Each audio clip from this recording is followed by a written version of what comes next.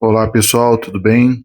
Aqui vai mais um conteúdo do nosso canal Gestão da Qualidade em um Quarto. E dessa vez, fugindo um pouquinho da rotina, realmente eu estou fazendo ele num quarto, né, num quarto de hotel, porque eu estou fugindo aqui um pouquinho da minha rotina tradicional.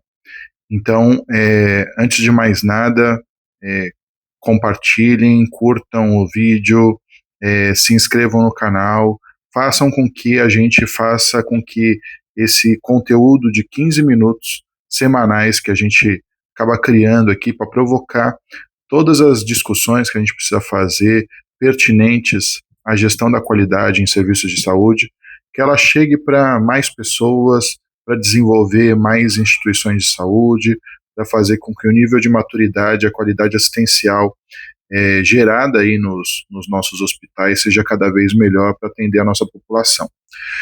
O conteúdo de hoje eu venho trazer aqui sobre gestão de riscos institucionais, né?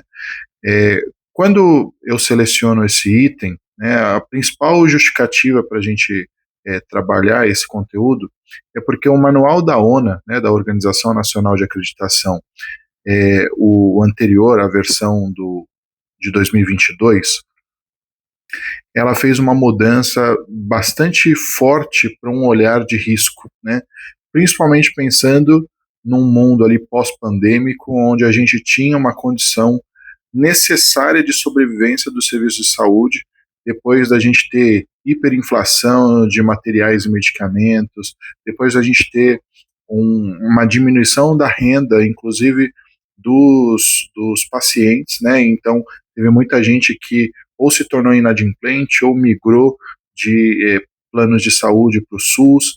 Então, a sustentabilidade financeira foi um pilar bastante afetado ali no mundo pós-pandêmico, tá?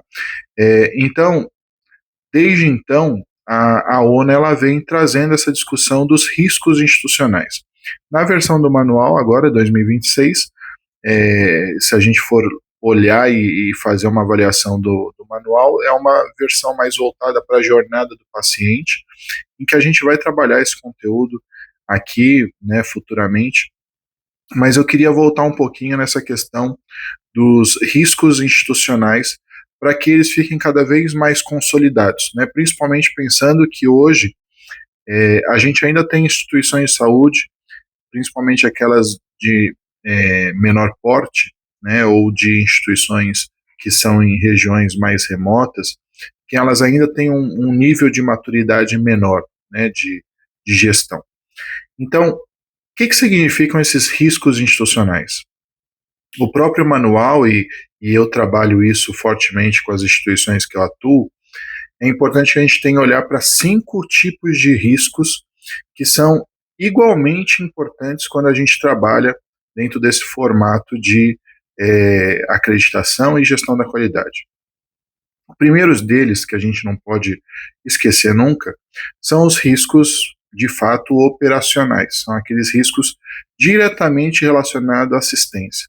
Então, todo o meu fluxo, todo o meu processo assistencial, todo toda a atividade que vai ser feita junto ao meu paciente, ela precisa estar devidamente mapeada. E qual a finalidade desse mapeamento de processos? Exatamente para que cada etapa do seu processo você consiga, a partir de uma ferramenta de matriz de risco, de fato, mapear todos os riscos envolvidos em cada etapa do processo de vocês. E é só após esse mapeamento dos riscos é que você pode criar barreiras que tenham capacidade de ser efetivas para, de fato, conter esse risco. Quando a gente fala de risco, gente, eu estou falando de exposição. E aí a gente tem que lembrar um pouco conceitos epidemiológicos lá da época da faculdade, né? Então, quando a gente falava de perigo, é algo que eu não estou exposto, eu ainda não tive contato. Quando a gente fala de risco, é algo que já há uma probabilidade de trazer algum tipo de evento ou incidente. Então, todas as vezes que a gente fala de risco, automaticamente eu já estou falando de exposição. E a intenção de uma barreira aos riscos é, de fato, evitar essa exposição, fazendo com que esse risco ele se mantenha lá na classificação como perigo. Então, existe essa possibilidade, mas eu vou trazer uma probabilidade desse evento acontecer tão baixa que a minha barreira de fato vai ser classificada como efetiva. Então, o primeiro risco que a gente tem é assistencial ou operacional, depende da linguagem que vai querer ser trabalhada. Dentro desse aspecto, é muito importante que a gente tenha uma equipe de profissionais bastante madura e bastante competente, para que a gente consiga, de fato, fazer com que a minha assistência se torne mais segura ao meu paciente, certo?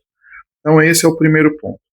Quando a gente trabalha bem no risco assistencial, tem um segundo risco que ele automaticamente ele é mitigado, mas não só isso, tá?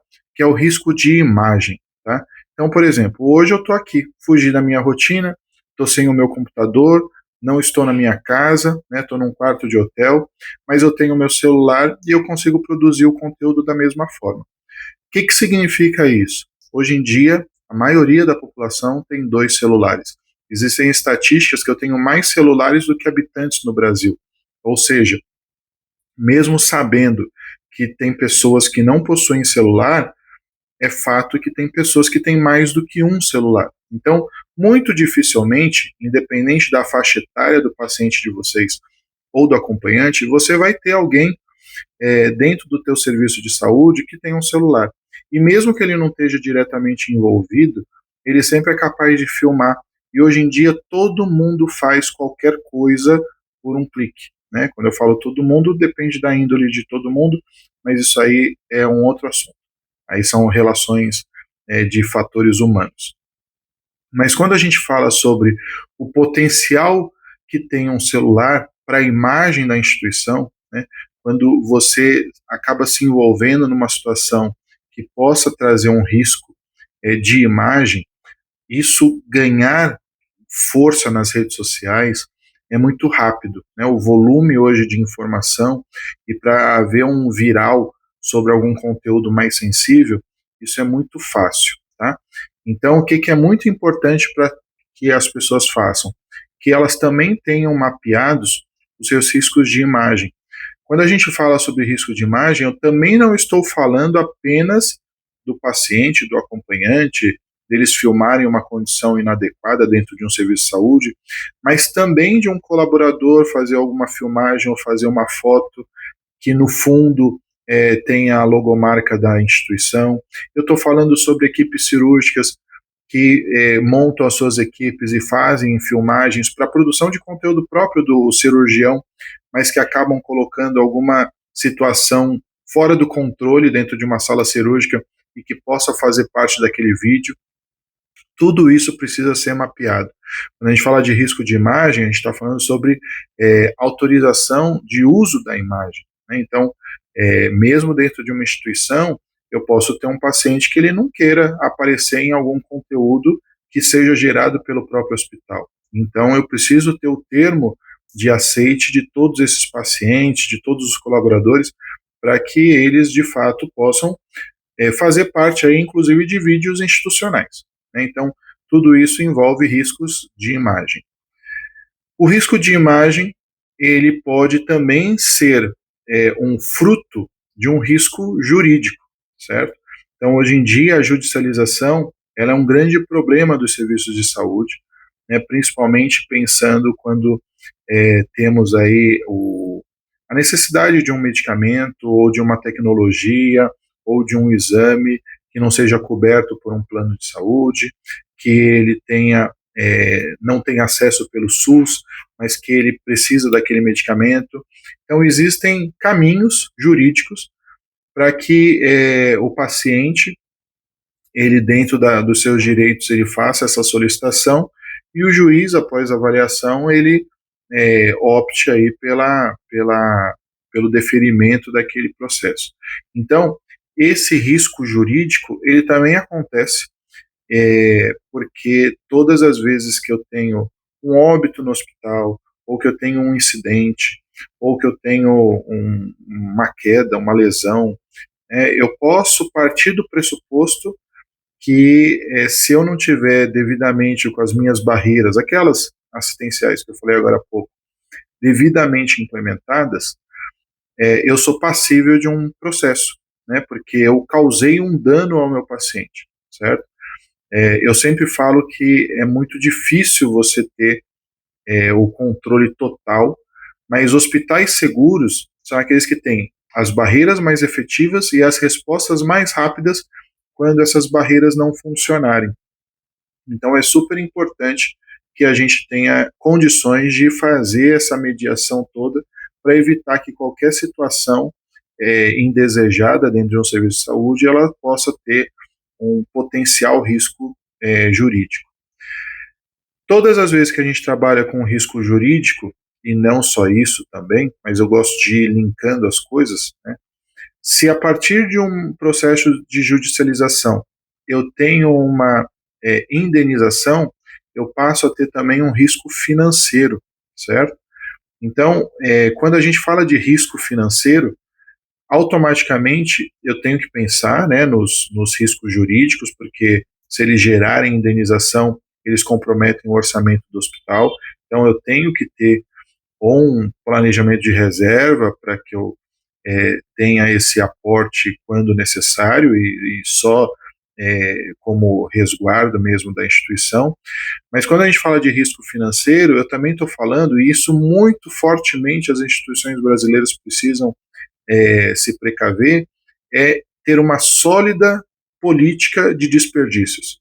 Eu não posso ter dentro de uma dentro de uma assistência, eu não posso ter alguns procedimentos que eu não tenha padronizado, por exemplo, como que vai ser, né, na forma de POP mesmo, como que vai ser executado aquele procedimento, porque automaticamente, se eu não tiver isso tudo muito devidamente formalizado, e cada colaborador fizer do seu jeito, a probabilidade, a chance de cada um fazer de uma forma e eu ter desperdício de materiais, ou eu não ter confiabilidade na minha prescrição, ou no meu sistema, ou na conversão que é feita num cálculo farmacêutico para fazer uma diluição, e eu precisar descartar um medicamento para depois produzir o medicamento correto. Então, toda a política de desperdício, ela precisa estar devidamente mapeada numa cadeia para que se evite utilização de recursos de forma desnecessária. E isso a gente, quando fala da assistência, eu não falo apenas da equipe de enfermagem ou a equipe da farmácia, que foram os exemplos que eu dei agora há pouco. Né? Se eu for para o corpo clínico, eu tenho risco de desperdício também, quando um médico faz a solicitação de um exame e na visita do dia seguinte ele faz a mesma solicitação de exame sem nem ter visto o resultado do exame do dia anterior. Então eu estou pedindo recursos, eu estou pedindo exames, não estou utilizando aqueles resultados de exames para nenhuma tomada de decisão clínica e automaticamente eu estou desperdiçando recursos do hospital. E por fim eu tenho os riscos legais. Né? Riscos legais são aqueles que são de conformidades. Geralmente eles são controlados aí ou por conselhos de classe ou por órgãos fiscalizatórios como a vigilância sanitária, mas são RDC, são legislações, são comissões obrigatórias que a gente tem que ter. Então, por exemplo, ninguém é obrigado a ter um sistema muito maduro de gestão da qualidade, mas desde 2013 todo hospital, toda organização de saúde tem que ter um núcleo de segurança do paciente. Então, quando a gente fala sobre gestão da qualidade, eu, Fabrício, não estou falando sobre você ter um certificado de acreditação. Estou falando sobre riscos legais, sobre o cumprimento de termos um núcleo de segurança do paciente atuante. Isso é uma legislação, uma RDC desde 2013, né? Então estamos com 13 anos de estruturação. Então, se a minha instituição ela não tem um núcleo, ou esse núcleo não é maduro o suficiente para trazer mudanças para a gestão do hospital, não importa a acreditação, importa que eu não tenho maturidade da gestão da qualidade. E aí é onde a Cirino Mentoria entra, fazendo a visualização de todos esses riscos. Então, retomando, riscos operacionais ou assistenciais, riscos de imagem, riscos jurídicos, riscos financeiros e finalizando com os riscos legais. Então, se você gostou desse conteúdo, peço que vocês curtam o conteúdo, curtam esse vídeo, que vocês compartilhem esse vídeo para mostrar para as instituições como que a gente pode estruturar esse trabalho, valorizar a Cirino Mentoria, e se inscrevam no canal para ter contato com os demais conteúdos que eu vou produzindo, tá bom? Então, pessoal, até a próxima. Tchau, tchau.